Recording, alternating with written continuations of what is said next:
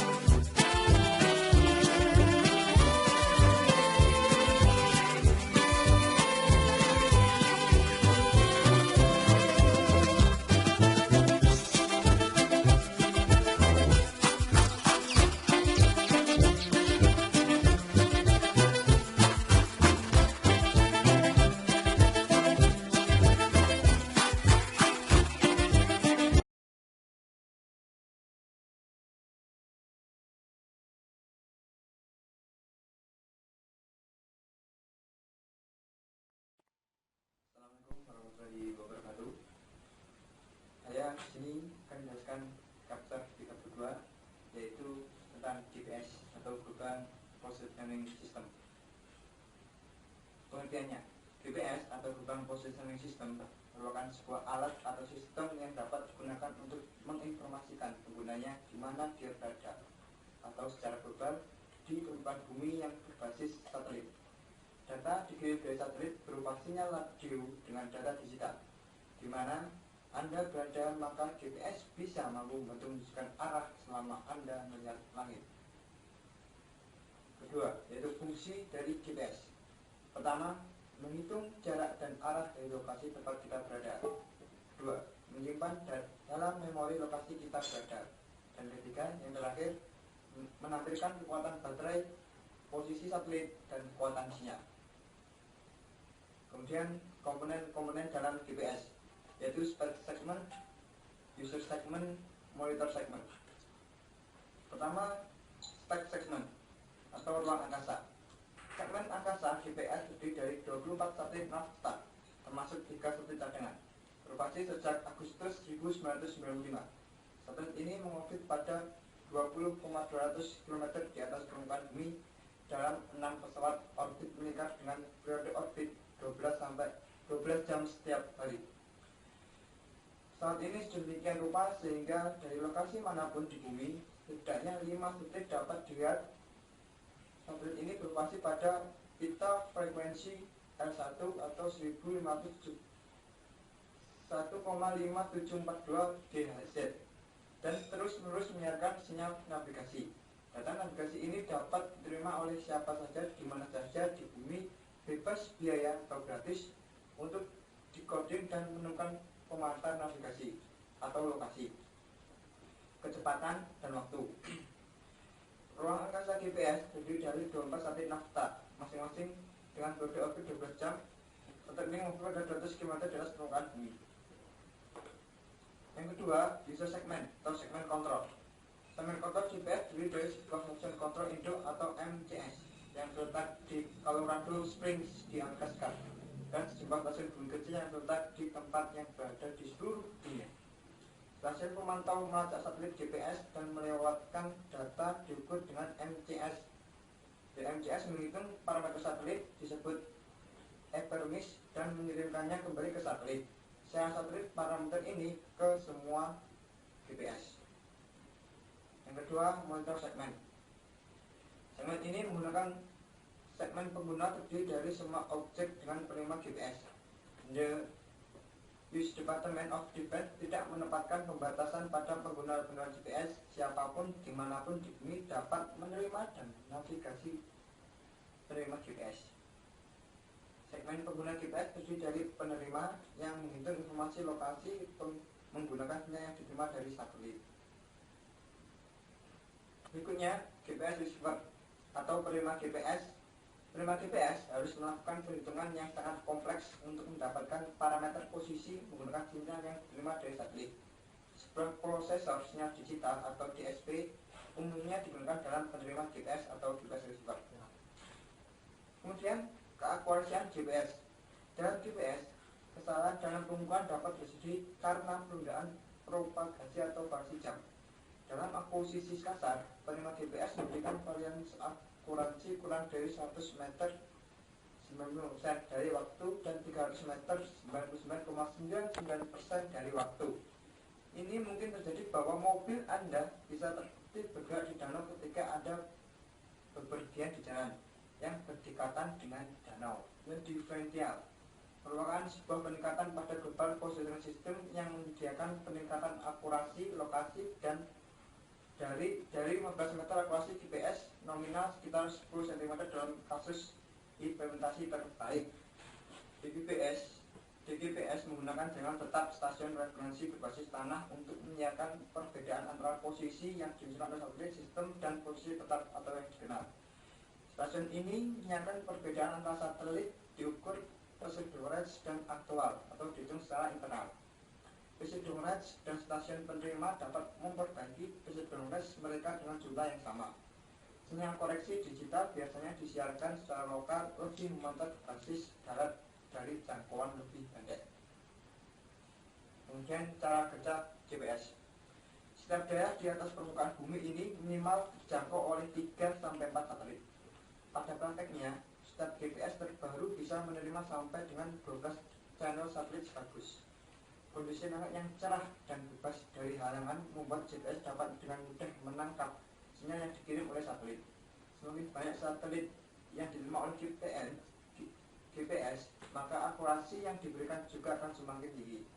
GPS receiver mengambil informasi itu dengan menggunakan perhitungan triangulation, menghitung lokasi user dengan tepat. GPS receiver membandingkan waktu sinyal dikirim dengan waktu sinyal tersebut diterima.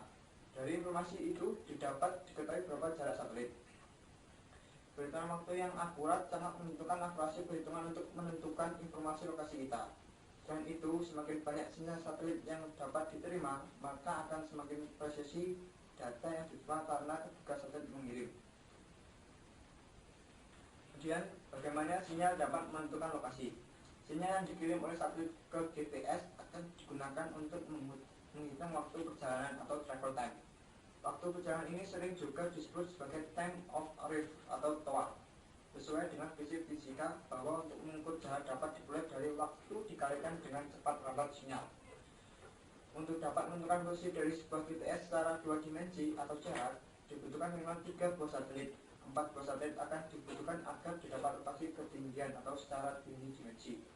Setiap satelit akan memancarkan sinyal yang akan diterima oleh GPS receiver. Sinyal ini akan dibutuhkan untuk menghitung jarak dari masing-masing satelit ke GPS. Dari jarak tersebut akan diperoleh jari-jari lingkaran jangkauan setiap satelit lewat perhitungan matematika yang cukup rumit. Interaksi atau pemotongan setiap lingkaran jangkauan satelit tadi akan dapat digunakan untuk menentukan lokasi dari GPS di permukaan bumi. Kemudian yang terakhir, kelemahan dari GPS. Pertama, tidak dapat digunakan di tempat tertutup atau terhalang oleh gedung-gedung tinggi. Kedua, kesalahan untuk menghitung ketinggian cukup besar. Dan ketiga, tidak cocok untuk membantu sebagai informasi navigasi di daerah pegunungan.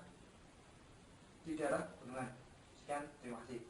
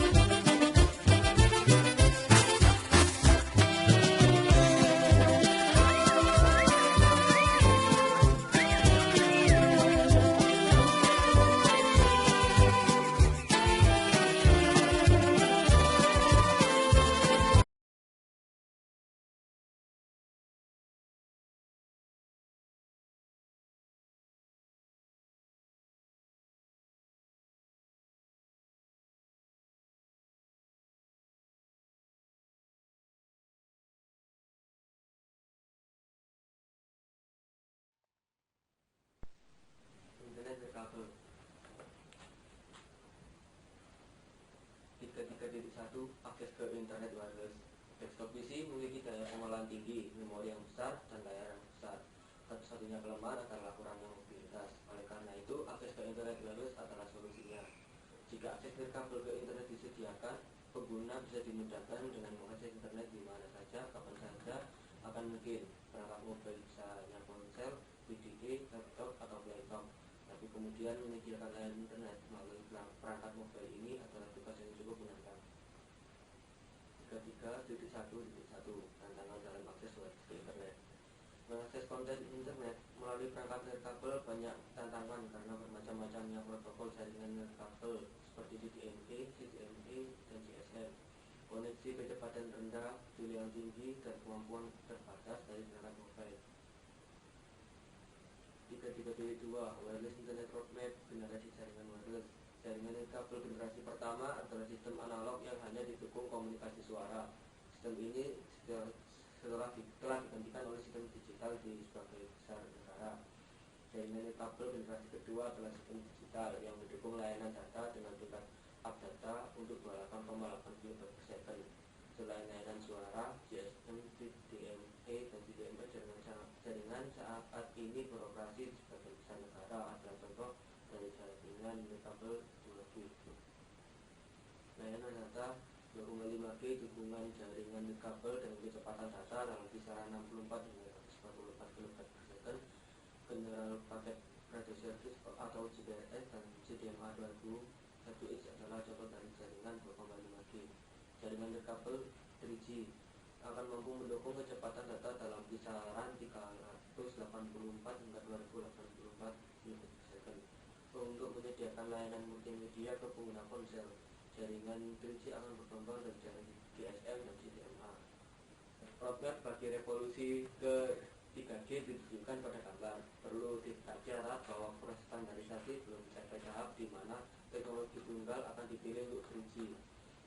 standarisasi regional seperti ETSI di Eropa, TWTS di Cina, T1 di Amerika Serikat, dan TPS di Korea, membentuk kelompok proyek kemitraan 3G atau 3GPP untuk membawa harmoni ke berbagai usulan pertentangan disampaikan untuk standarisasi.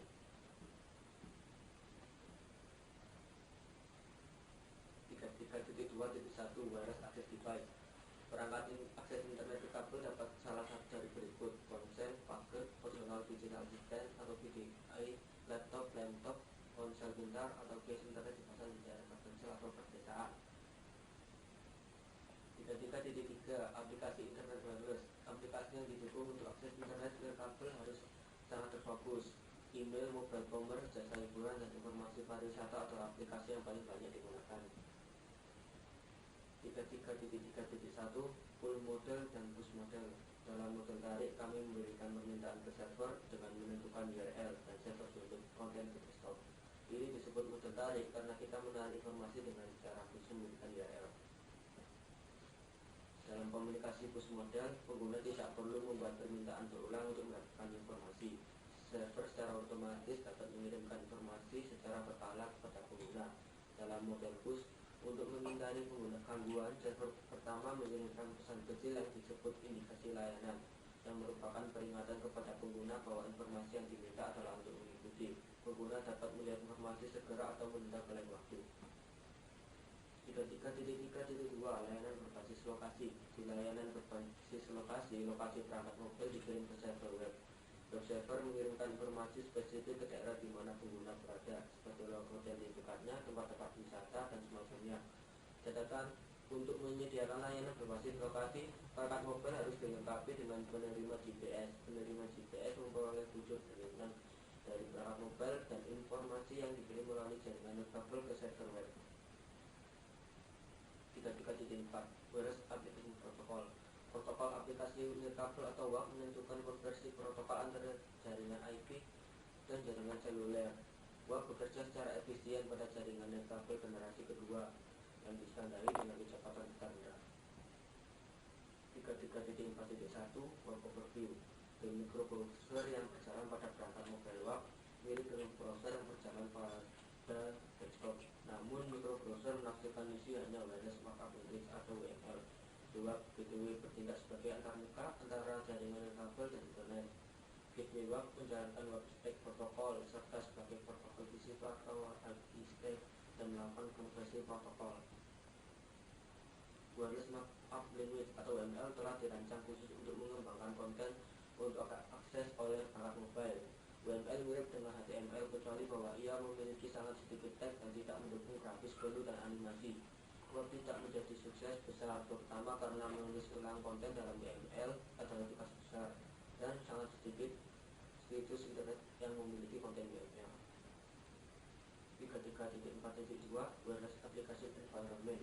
Lingkungan aplikasi nirkabel terdiri dari wireless markup language, wireless script, format konten untuk menggambarkan data dan gambar, dan microprocessor yang berjalan pada perangkat mobile.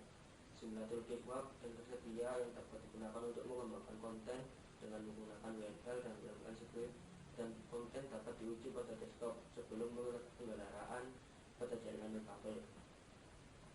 33.4.3 WAP Arsitektur. Tumpukan protokol WAP terdiri dari lingkungan nirkabel aplikasi, protokol sesi nirkabel, protokol transaksi nirkabel, transport layer keamanan nirkabel, dan protokol diagram nirkabel. TLS adalah lapisan opsional. 33.4.3 Ganti WAP arsitektur. Tumpukan protokol WAP terdiri dari lingkungan nirkabel aplikasi, protokol sesi nirkabel, protokol transaksi nirkabel, transport layer keamanan nirkabel, dan protokol diagram nirkabel. WTLS adalah opsional.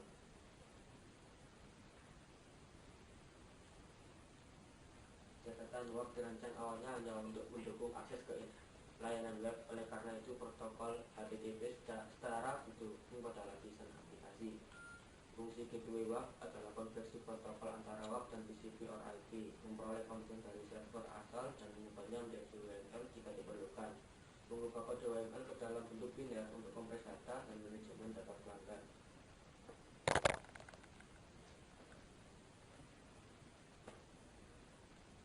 33.4.4 Evolusi WAP. Xbox versi 2.0 dirilis pada bulan Agustus 2001 mendukung TCP or IP sesuai dimodifikasi untuk bekerja di lingkungan jaringan kabel. Layanan data berkecepatan tinggi seperti layanan pesan multimedia atau MMS dapat ditawarkan dengan menggunakan Web 2.0. Web 2.0 menggunakan WML2 untuk mengembangkan konten. WML2 didasarkan pada Extensible Hypertext Markup Language atau XHTML yang pada gilirannya berasal dari XML. Catatan, ketika dua perangkat harus melakukan sinkronisasi data, misalnya buku alamat di ponsel dan VGA, transfer data dilakukan dengan menggunakan bahasa markup standar yang disebut sinkronisasi markup language atau SYNCML yang merupakan standarisasi mesin.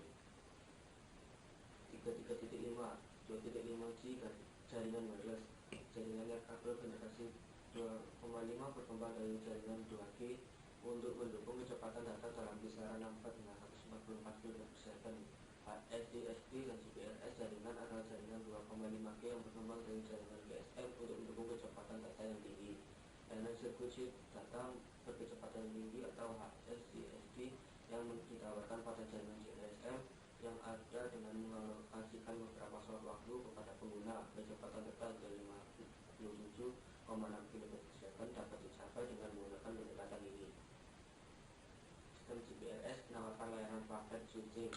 Unsur-unsur jaringan GPRS adalah Gateway GPRS Support Node atau GPSN dan Serving GPRS Support Node SGSN selain elemen jaringan GSM standar. 3.6 generasi ketiga 3G jaringan wireless. Jaringan 3G mendukung 2 MB/s untuk perangkat genggam, 380 KB untuk perangkat mobile, dan 144 KB/s untuk perangkat mobile kartu. Catatan tujuan dari jaringan 3G adalah untuk mendukung roaming internasional. Selain itu, mereka harus beroperasi di semua jenis lingkungan radio seperti daerah perkotaan, pinggiran kota, dan perbukitan dan pegunungan. 36.1 Standarisasi jaringan 3G. Sejumlah proposal telah dilakukan untuk standarisasi jaringan 3G. Proposal ini didasarkan pada CDMA dan PDMA teknologi wideband.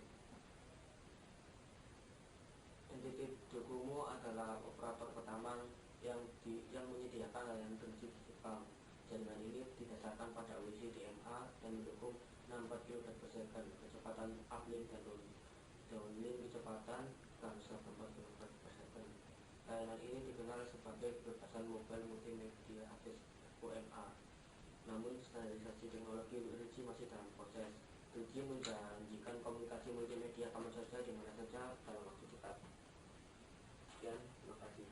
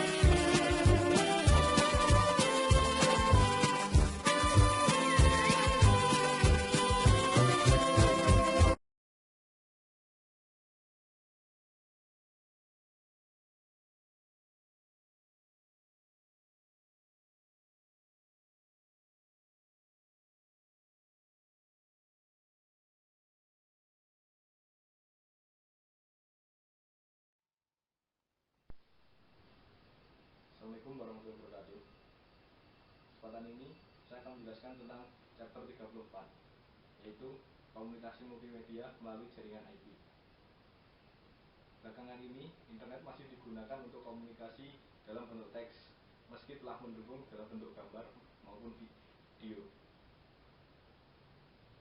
Pada kesempatan ini, kita akan membicarakan tentang komunikasi melalui jaringan IP atau Internet Protocol yang memiliki beberapa kelebihan.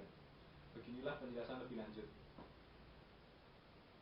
Jaringan IP dan komunikasi multimedia. Jaringan paket sekarang meluas. Setiap perusahaan sekarang memiliki LAN, Local Area Network, atau WAN yang berbasis IP. Contohnya seperti IP over ATM atau IP over frame relay. Jika infrastruktur jaringan ini dapat digunakan tidak hanya untuk layanan data, tetapi untuk layanan suara, fax, dan video, akan ada pengurangan biaya yang luar biasa. Dikarenakan komunikasi suara, fax, atau video melalui jaringan IP menghasilkan penghematan biaya yang luar biasa bagi organisasi, karena penagihan didasarkan pada tarif flat dan tidak berdasarkan jarak dari mana satu tempat ke tempat yang lain. Selanjutnya itu tentang keterbatasan IP. Jaringan menjalankan TCP/IP, protokol stack tidak baik atau tidak cocok untuk real time komunikasi multimedia karena kualitas pelayanan yang diinginkan tidak dijamin dalam jaringan ini. Tidak ada jaminan bahwa semua paket akan diterima dalam waktu yang sama dan keterlambatan yang konstan. Inilah contoh gambar arsitektur multimedia jaringan komunikasi melalui jaringan IP.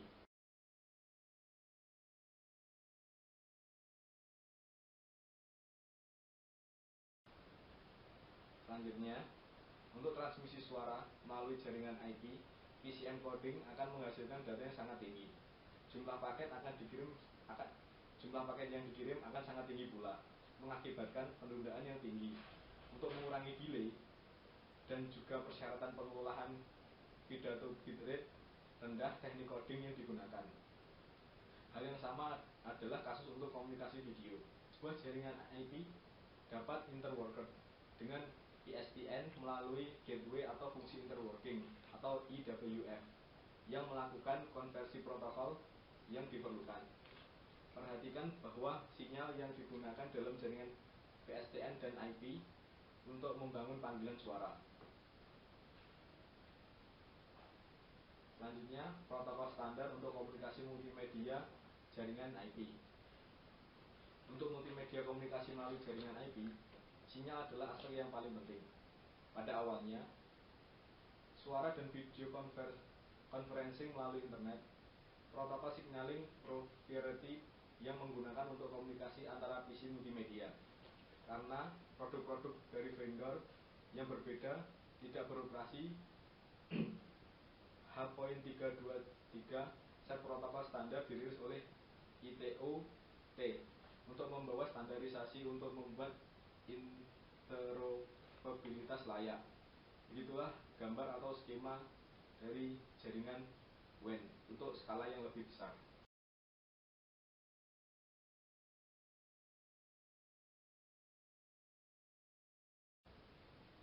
Selanjutnya, model panggilan. Dalam sebuah jaringan H.323, dua jenis model panggilan digunakan. Dalam model panggilan langsung, dua terminal bisa berbicara langsung dengan satu sama lain. Dalam model panggilan gatekeeper, dialihkan, sinyal dilakukan melalui gatekeeper, dan data audio atau video dipertukarkan antara terminal langsung. Inilah skema gambar panggilan model langsung dari H.323.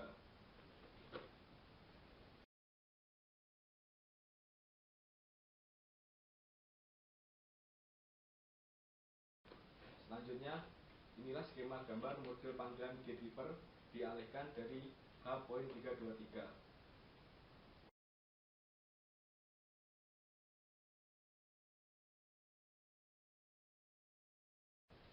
Selanjutnya, suara dan video melalui IP. Setiap organisasi memiliki intranet berbasis IP. IP mereka sendiri atau jaringan pribadi virtual akan sangat diuntungkan dengan menyediakan layanan suara atau video melalui jaringan ini. Mereka dapat menggunakan infrastruktur intranet untuk menyediakan layanan voice over IP atau suara melalui jaringan IP. Namun, untuk berinteraksi dengan pelanggan PSTN normal, gateway harus diinstal. Yang harus diingat, 3 faktor penting yang perlu diperhatikan khusus untuk komunikasi real time melalui jaringan IP adalah delay, jitter, dan packet loss. Untuk selanjutnya yaitu fax melalui IP. Dalam transmisi real time melalui fax dari jaringan IP, masalah yang akan muncul adalah delay, jitter, packet loss. Itu standar T.38 mengidentifikasikan protokol untuk transmisi real time melalui fax atau jaringan IP. Untuk mengirimkan fax melalui jaringan IP, fungsi kerja antar IWF atau gateway diperlukan. Fungsi IWF ini adalah untuk melaksanakan konversi protokol antara protokol mesin fax dan protokol jaringan berbasis IP. The IWF diimplementasikan sebagai solusi perangkat lunak dengan antarmuka perangkat keras yang diperlukan menggunakan unit antarmuka fax. Ini bertindak sebagai antarmuka antara jaringan IP dan mesin fax. Berikut ini adalah diagram blok dari FIU ditunjukkan pada gambar seperti berikut.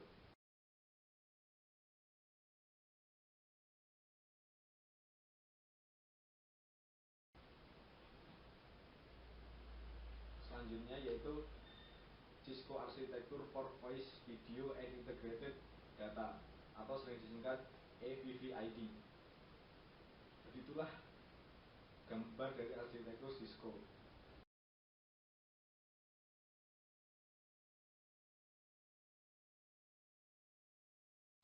Cisco Architecture for Voice, Video, and Integrated Data menyediakan layanan suara, data, fax, video melalui jaringan IP. Untuk selanjutnya yaitu penggabungan.com dan Telkom atau kematian PSTN. Di masa lalu, PSTN itu digunakan khusus untuk komunikasi suara dan fax, internet untuk komunikasi data.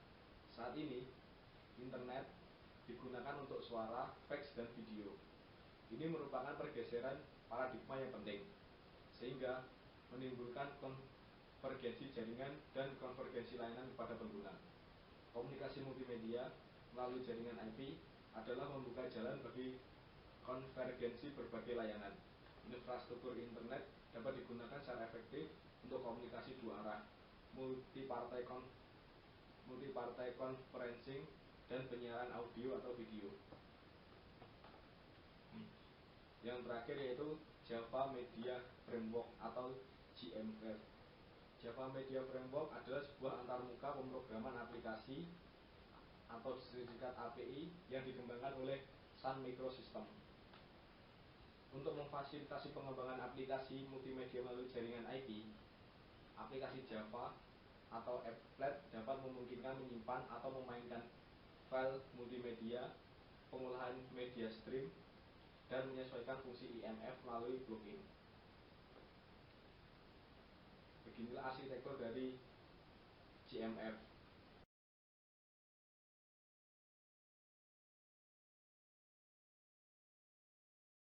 Selanjutnya, Java Media Framework adalah sebuah antarmuka pemrograman aplikasi yang memfasilitasi pengembangan aplikasi multimedia melalui jaringan IP dengan menggunakan bahasa pemrograman yaitu bahasa Java.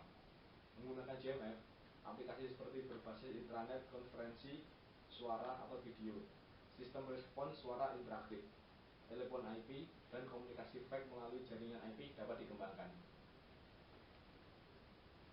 Itulah presentasi dari saya. Sekian dan terima kasih.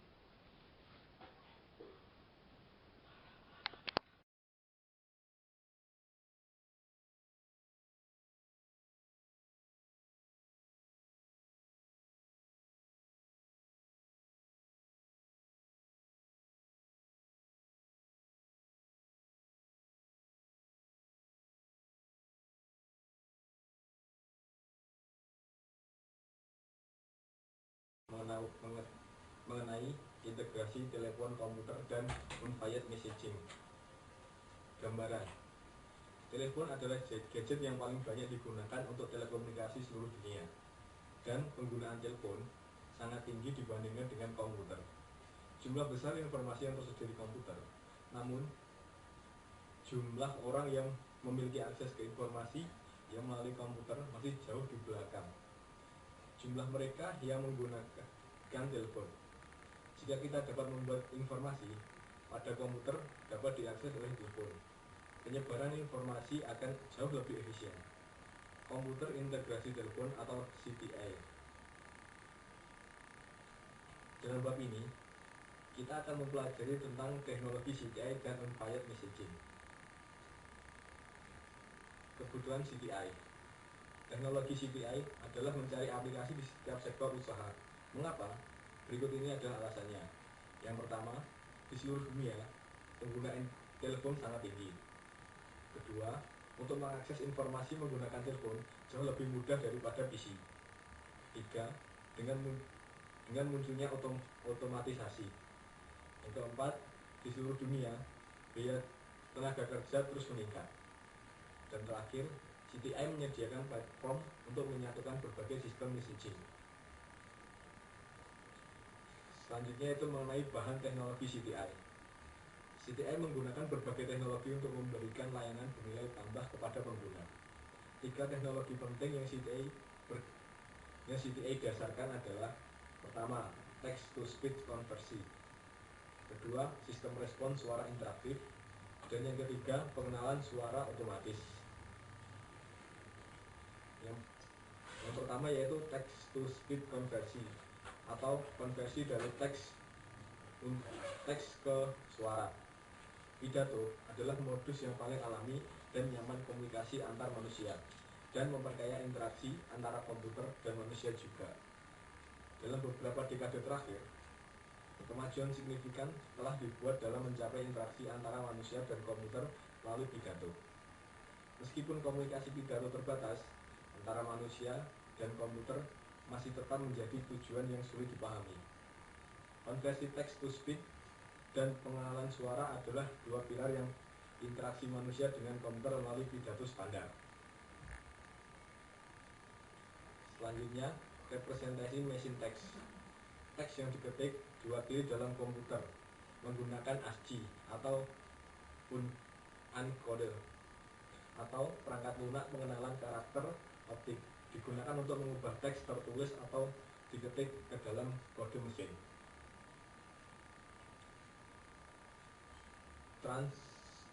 Transliterasi.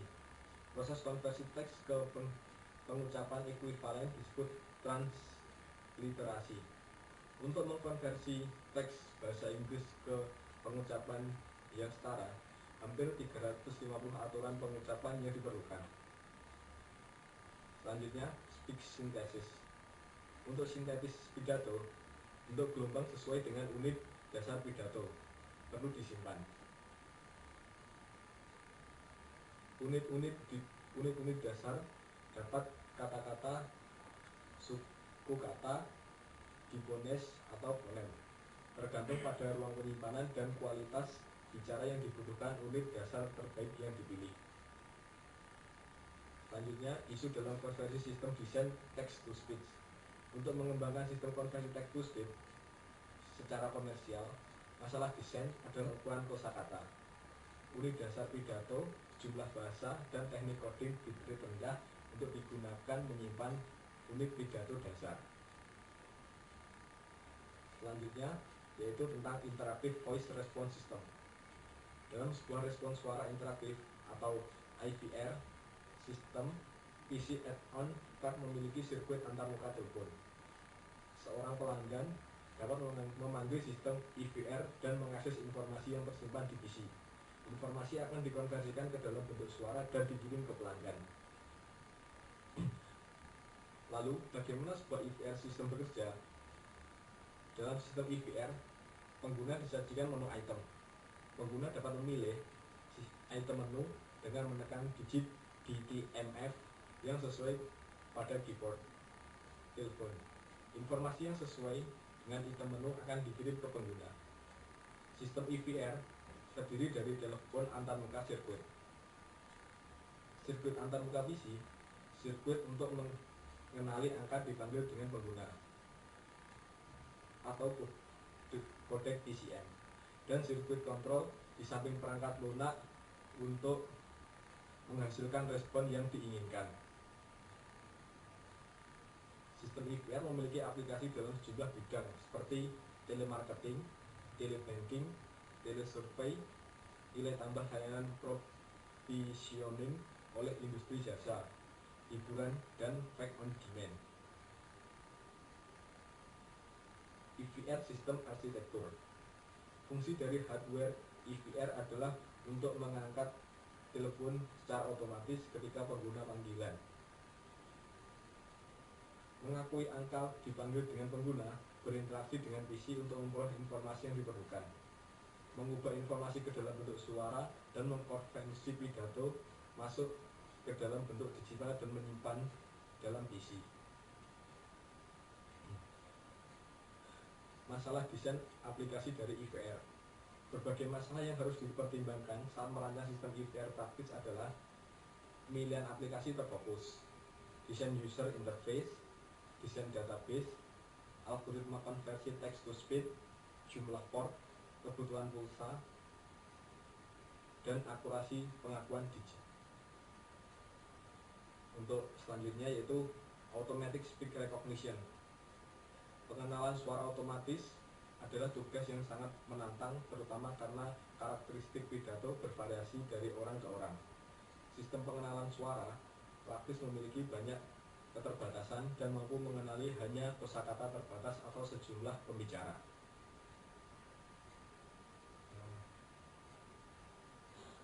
Selanjutnya itu metodologi speech recognition. Pengenalan suara otomatis melibatkan pengenalan pola. Ini terdiri dari 3 tahap. Pertama, interaksi diri, waktu normalisasi, dan perhitungan jarak. Kategori speech recognition system. Sistem pengenalan pembicara dibagi menjadi sistem verifikasi, speaker, dan sistem identifikasi pembicara. Speaker verifikasi melibatkan memeriksa apakah pembicara milik satu set. Identifikasi speaker melibatkan mencari tahu identitas dari sang pembicara.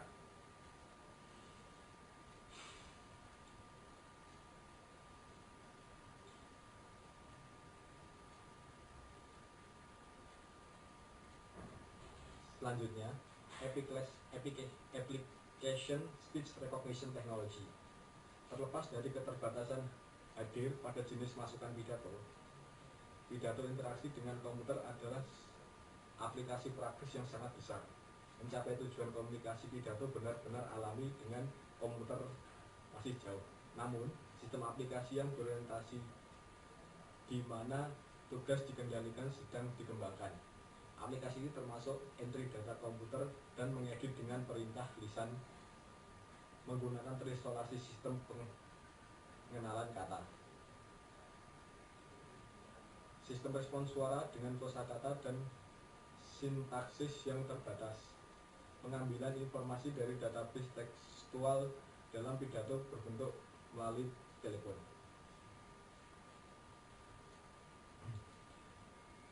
AIDS dengan cacat fisik. Mesin membaca untuk sintesis buta dan pidato untuk tuna ucara adalah pengguna besar. Computer aided instruksi untuk mengajar bahasa asing dan pengucapan. Hiburan pada komputer pribadi. Pusat panggilan. Call center menggunakan teknologi CTI extensive. Ini termasuk IVR, fax on demand, suara dan video melalui IP dan video conferencing. Aplikasi dari call center. Di call center, teknologi CTI dalam hubungannya dengan perangkat lunak, manajemen hubungan pelanggan yang digunakan untuk memberikan dukungan pelanggan yang efisien oleh organisasi layanan. Call center arsitektur. Berbagai komponen yang membentuk call center adalah software CRM, IVR, fax on demand, software distribusi panggilan otomatis, dan PC berbasis PBX.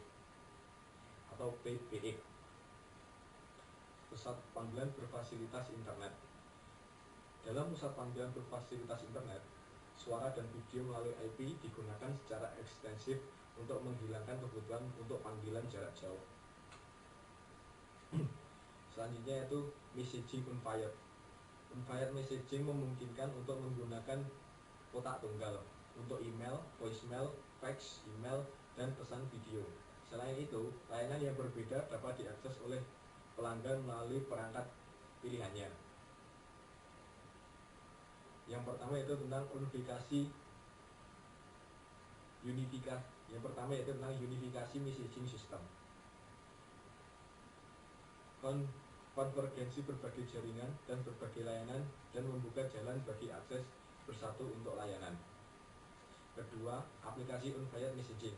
Berdasarkan arsitektur, beberapa aplikasi khas unfired messaging dijelaskan di bawah ini.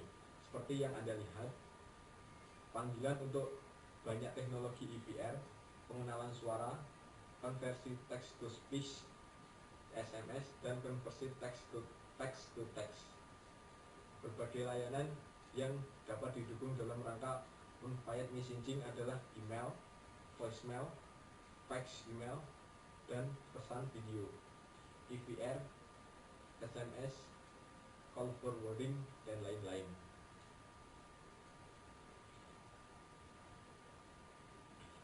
Yang terakhir yaitu Voice XML. Voice XML menyediakan kemampuan mengakses konten internet melalui telepon. Voice XML berasal dari XML. Mengakses konten internet melalui telepon ini dilakukan baik melalui dialog diarahkan atau dialog inisiatif campuran. Catatan Voice XML memisahkan logika layanan dari kode interaksi pengguna. Oleh karena itu, adalah mungkin untuk port aplikasi dari suatu platform yang lain karena Voice XML adalah standar industri untuk mengembangkan konten. Sebuah dokumen Voice XML berisi teks untuk menghasilkan petunjuk dan memperoleh tanggapan pengguna dan tata bahasa untuk menunjukkan logika layanan. Menggunakan Voice XML, konten dapat dikembangkan tanpa mengganggu tentang rincian pelaksanaan berbagai komponen seperti text to speech, konversi, pengenalan suara, atau sistem respons suara interaktif. Demikian yang dapat saya sampaikan. Terima kasih. Assalamualaikum warahmatullahi wabarakatuh.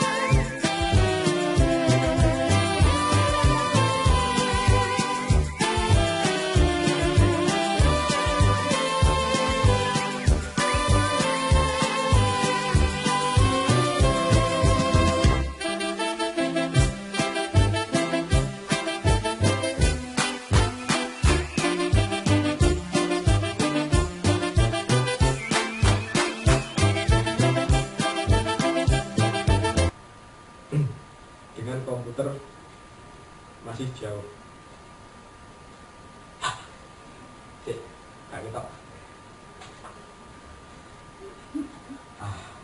Bara bara bara, widi widi widi, bara bara bara, widi widi widi. Angkat.